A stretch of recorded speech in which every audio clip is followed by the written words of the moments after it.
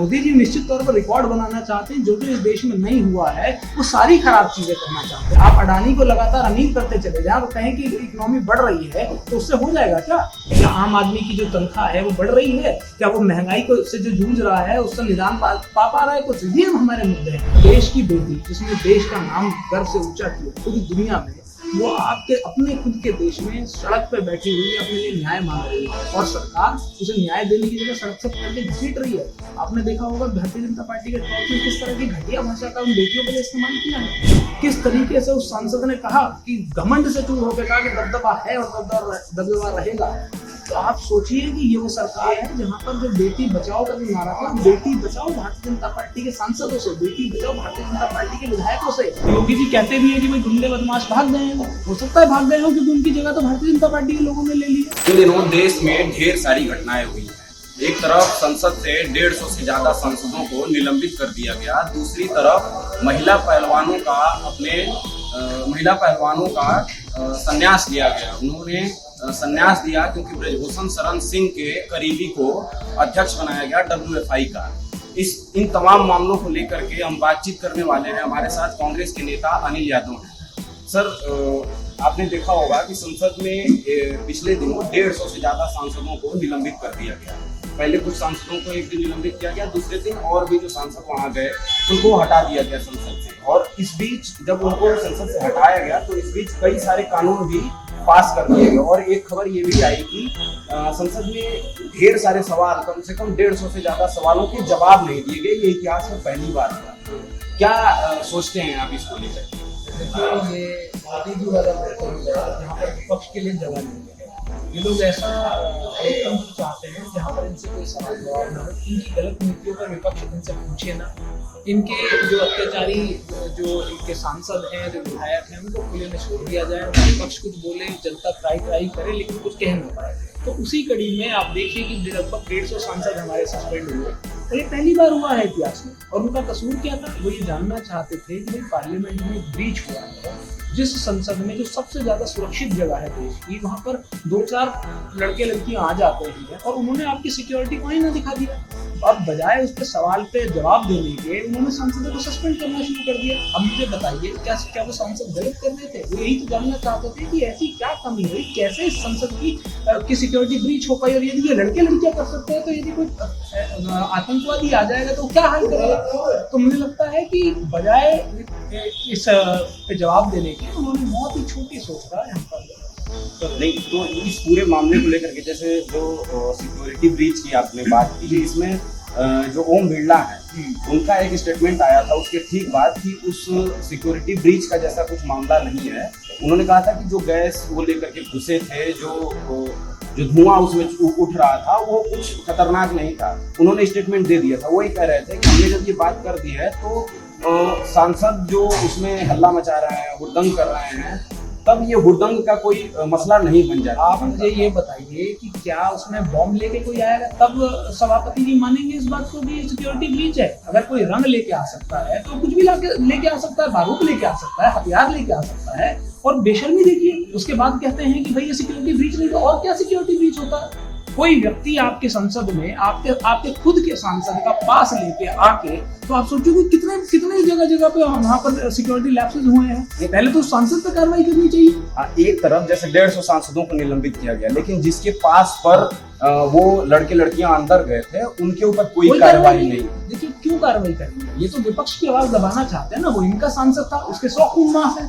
और हम लोग अगर लोकतंत्र की बात करेंगे तो उसपे भी सजा मिलेगी। यही तो मोदी जी का नया इंडिया है, यही बनाने के लिए वो पूरी तरीके से तैयार है। लेकिन हम आपको विश्वास दिलाते हैं, ये इस देश में गांधी का देश है, ये पंडित नेहरू का देश है। बहुत सारे तानाशाह बनने की कोशिश की लोगों ने, नहीं बन पाए और ना ही बन पाएंगे। जनता आने वाले चुनाव में जवाब देगी।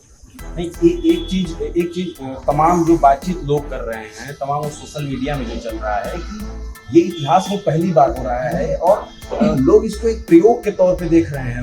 वो ये कह रहे हैं कि मोदी जी देखना चाहते हैं कि विपक्ष, जब हम 150 सांसदों को निलंबित कर देते हैं, विपक्ष इस पर क्या कर सकता है। लेकिन दूसरी तरफ विपक्ष की तरफ से कोई तमाम आंदोलन हुए दिल्ली में, लोग ये कह रहे हैं कि ये मोदी जी का एक प्रयोग है। वो देखना चाहते हैं कि हम किस हद तक जाएंगे और विपक्ष कहाँ तक हमको वो करेगा। देखिए, मोदी जी का ये कोई पहला कारनामा तो है नहीं कि भाई जो पहली बार ऐसी जो हुआ है देश में, ऐसी बहुत सारी चीजें हैं। आज से पहले कभी आपने देखा होगा कि सुप्रीम कोर्ट के जजेस ने प्रेस कॉन्फ्रेंस नहीं की, ये भी देश में पहली बार हुआ कि उनको आके बताना पड़ा कि भाई क्या गलत चल रहा है।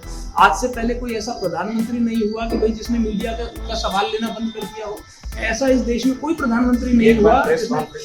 उस किस बात, अब अगर आप आम खाने को लेकर सवाल पूछे जाएंगे और उस पर मोदी जी जवाब दें और उनको आप प्रेस कॉन्फ्रेंस मानेंगे तो भैया फिर तो भगवान ही मालिक है। तो ऐसी तो बहुत सारी चीजें हैं। अब मोदी जी निश्चित तौर पर रिकॉर्ड बनाना चाहते हैं, जो जो इस देश में नहीं हुआ है वो सारी खराब चीजें करना चाहते हैं। मैं तो कह रहा हूँ कि भाई आप इकोनॉमी के में इसे नंबर 1 पे ले आई ना, ये भी नहीं हुआ है देश में, तो हम कहेंगे मोदी जी अच्छा किया। इकोनॉमी की बात करते हैं, कहाँ 5 ट्रिलियन हो गई, कहाँ हो गई बताइए? क्या आज रोजगार, आज नौजवान के हाथ में रोजगार है? नहीं। आप उसको कहते हैं कि आप पकौड़े तल लीजिए, उससे आप रोजगार बढ़ा के 5 ट्रिलियन करेंगे। आप अडानी को लगातार अमीर करते चले जाए और कहें कि इकोनॉमी बढ़ रही है, तो उससे हो जाएगा क्या? इकोनॉमी देखिए, इकोनॉमिक्स देखिए कि इकोनॉमी तो तब भी बढ़ेगी यदि अडानी लगातार अमीर होता चला जाए, तो इकोनॉमी तब भी बढ़ती है जाएगी। हमें इकोनॉमी बढ़ने से समस्या नहीं है। समस्या ये है कि जो ये नौजवान है देश का, जो गरीब है, जो किसान है, क्या किसान की आय 2.5 गुना हुई है? क्या नौजवान के पास रोजगार है? क्या आम आदमी की जो तनख्वाह है वो बढ़ रही है? क्या वो महंगाई को से जो जूझ रहा है उससे निदान पा रहा है कुछ? ये हमारे मुद्दे हैं। तो उसके बारे में हम क्या करेंगे? 0-0 लगा के उस इकोनॉमी में जहाँ नौजवानों को रोजगार ना हो। अच्छा, इस पूरे मामले के बाद भी एक इस देश में बड़ा मामला हुआ है जो लंबे समय से चल रहा था। महिला पहलवानों ने ब्रजभूषण शरण सिंह जो है बीजेपी के सांसद हैं, उनके ऊपर आरोप लगाया यौन उत्पीड़न का। लगातार मामला चला, धरने भी हुए, उनको घसीटा भी गया सड़कों पर। कोर्ट में ये पूरा मामला चल रहा था। उसके पहले ही WFI के नए जो है अध्यक्ष नियुक्त कर दिए गए जो ब्रजभूषण शरण सिंह के करीबी थे। बाद में ये झूठी खबर फैलाई गई कि उस कमेटी को भंग कर दिया गया है। प्रियंका गांधी ने इस पर ट्वीट करके बताया था अभी 2 दिन पहले ही कि कोई कमेटी भंग नहीं हुआ है, बस उसके कार्य को स्थगित किया गया है। कैसे देखते हैं इस पूरे मामले को? उसमें एक महिला पहलवान ने संन्यास ले लिया, एक खिलाड़ी ने अपना मेडल वापस कर दिया। मैं आपसे ये जानना चाहता हूँ कि कितनी महिलाएं हैं देश में जो ओलंपिक्स में मेडल लाती हैं? बताइए मुझे। लगता है आप जानते होंगे इस बात को कि साक्षी मलिक एकमात्र महिला है जो ओलंपिक्स में मेडल लाती है। और वो देश की बेटी जिसने देश का नाम गर्व से ऊंचा किया पूरी दुनिया में, वो आपके अपने खुद के देश में सड़क पे बैठी हुई अपने लिए न्याय मांग रही है और सरकार उसे न्याय देने के लिए सड़क से करके घसीट रही है। आपने देखा होगा भारतीय जनता पार्टी के टॉप में किस तरह की घटिया भाषा का उन बेटियों के लिए इस्तेमाल किया है। किस तरीके से उस सांसद ने कहा कि घमंड से चूर होकर कहा कि दबदबा है और दबदबा रहेगा।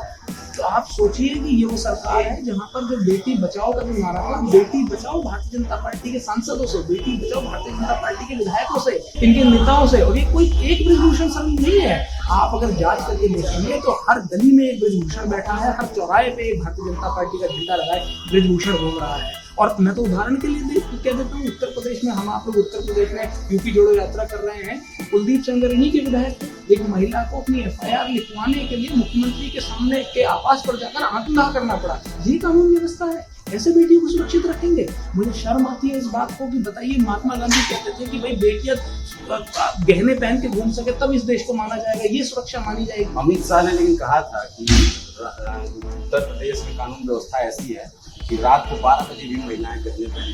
देखिए, ये कहा था गांधी जी। मैं ऐसा चाहता हूँ भारत जहाँ पर इस तरीके से महिलाएं घूम सके। ये तो कॉपी करने वाले लोग हैं, लेकिन क्या हकीकत में ऐसा है? मैंने तो घटनाएं बताई। मैंने तो आपको, मैं देखिए कहने के लिए भाई कोई कुछ भी कह सकता है। वो राम राज्य बता रहे हैं, मैं कह रहा हूँ क्या राम राज्य है? यहाँ पर सबसे ज्यादा रेप के मामलों में सबसे ज्यादा NCRB के डेटा कह रहे हैं कि उत्तर प्रदेश सबसे आगे है। तो अब अगर वो उसके बाद आंख बंद कर ले तो उसे ये तो नहीं कहा जाएगा कि भाई क्राइम नहीं हो रहा है। आज अब कितनी घटनाएं हमने देखी, लगातार देखते आ रहे हैं, और कहीं ना कहीं भारतीय जनता पार्टी से संलिप्त जो लोग हैं वही घटनाओं में संलिप्त होते हैं, जो इनसे जुड़े हुए लोग हैं।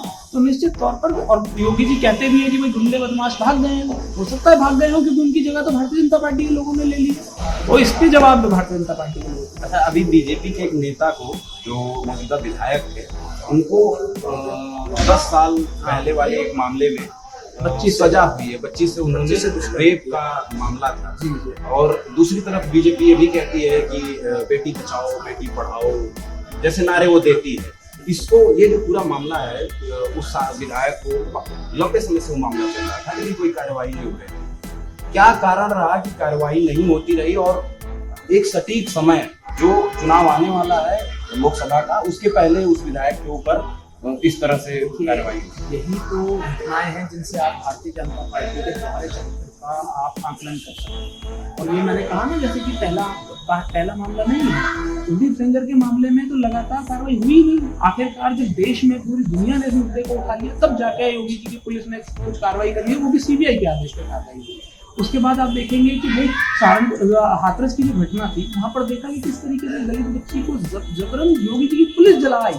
उसको भाई अंतिम संस्कार का अधिकार परिवार का होता है, लेकिन उस बिटिया को जबरदस्ती पुलिस ने पकड़ कर उसका अंतिम संस्कार कर दिया। और कैसे किया वो सब जानते हैं। उसके लिए हमारी नेता प्रियंका गांधी जी लड़ी भी और वहां पर पुलिस से हाथापाई भी हुई। तो आप सोचिए कि अनेकों उदाहरण इस बात के हैं कि जहाँ जहाँ भारतीय जनता पार्टी का नेता होगा, वहाँ महिलाओं से खिलाफ होंगी, वहाँ महिला सुरक्षित होंगी। और अब आपने चिन्मयानंद को देखा, भाई मालिश करा रहे थे, उन तो क्या आरोप है? ऐसे आरोप लगते हैं। ये तमाम बाबा हैं जो भारतीय जनता पार्टी के बाबा हैं। और उसमें भी बच्ची पे, उस बच्ची की एप्लीकेशन पे कार्रवाई नहीं हुई, पहले बच्ची पे कार्रवाई हुई। तो ये है भारतीय जनता पार्टी का स्थिति। अच्छा, राज्यसभा में जो सभापति हैं धनखड़ जी, उनकी एक मिमिक्री हुई। बंगाल के एक सांसद ने उनकी मिमिक्री की। उसको उन्होंने बताया कि ये हमारी जाति का अपमान हुआ है, ये हमारी जाति जाट है, और विपक्ष के लोगों ने जाटों का जानबूझ करके अपमान किया है। मुझे ये बताइए कि संवैधानिक पद पर बैठे हुए व्यक्ति की कोई जाति होती है क्या? ये तो बहुत बड़े पद पर बैठे हैं, ये तो उपराष्ट्रपति हैं। यदि हमारे यहाँ कोई विधायक भी चुन के आते हैं ना, तो वो चाहे किसी जाति के हों, वो विधायक सबके होते हैं, उस पूरे क्षेत्र के होते हैं, जिन्होंने उनको वोट दिया भी और जिन्होंने उनको वोट नहीं भी दिया। तो वो संवैधानिक पद की ये गरिमा होती है। मुझे लगता है कि उपराष्ट्रपति ने खुद अपने इस पद की गरिमा खुद उसको चाहिए। और निश्चित तौर पर ये अगर मैं तो सिर्फ उसी बात पे कहता हूँ, अगर ये पहली बात तो कुछ दिन पहले तक प्रधानमंत्री खुद कहते थे कि कोई जातियां नहीं है, 4 जाति होती हैं भाई, बच्चे महिलाएं जाति है, गरीब जाति है, युवा जाति है, इस तरीके से उसकी बातें करते थे। और आज जब चुनावी फायदा लेने का मौका आया तो उपराष्ट्रपति को जाट बता दिया। और खुद उपराष्ट्रपति कह रहे मेरी जाति का अपमान हुआ है। अरे आपकी जाति का अपमान तब हो रहा था जब देश की वो बेटी, वो भी आपकी की जाति से आती थी, आप क्यों चुप थे? वो बेटी को सड़क पर घसीटा गया, पुलिस ने जबरदस्ती करी, आपके सांसद से उसने अभद्रता करी, दुष्कर्म किया, उसने कहा आरोप लगाया कि मेरा उत्पीड़न किया है, तो गलत काम किया है, तो भाई उस पर कार्रवाई चल रही है, तो आप क्यों चुप थे? जब वो किसान आपके जब यहाँ पर आके धरने पर बैठे थे, सड़कों पर बैठे थे कड़कती ठंड में, आपने तब नहीं कहा कि मेरी जाति के किसान बैठे हैं, मैं इनके साथ 2 मिनट खड़ा हो जाऊँ? आज जाति याद आ रही है, और वो भी संवैधानिक पद पर बैठ के। मुझे दुख है इस बात पर। सोचिए, राजनीतिक सुचिता की बात कौन कर रहे हैं? वो भारतीय जनता पार्टी के लोग। यहाँ प्रधानमंत्री सदन में खड़े होकर ऐसे ऐसे करके छाती पीट के बात करता है, एक अकेला। इस तरह की भाषा इस देश के पार्लियामेंट में होगी, जहाँ पर अम्बेडकर से लेके नेहरू जैसे लोग रहे हैं। ऐसे इस जगह यहाँ पर ऐसी हरकतें होंगी? एक सांसद को उन्होंने सुपर्णका से तुलना कर दी।